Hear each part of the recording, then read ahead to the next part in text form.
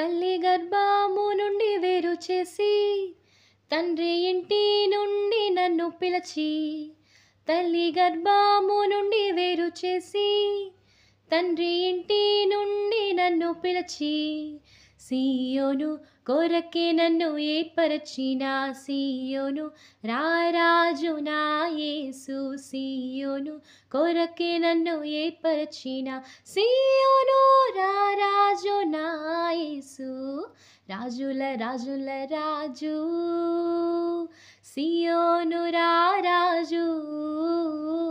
రాజుల రాజుల రాజు సియోను రారాజు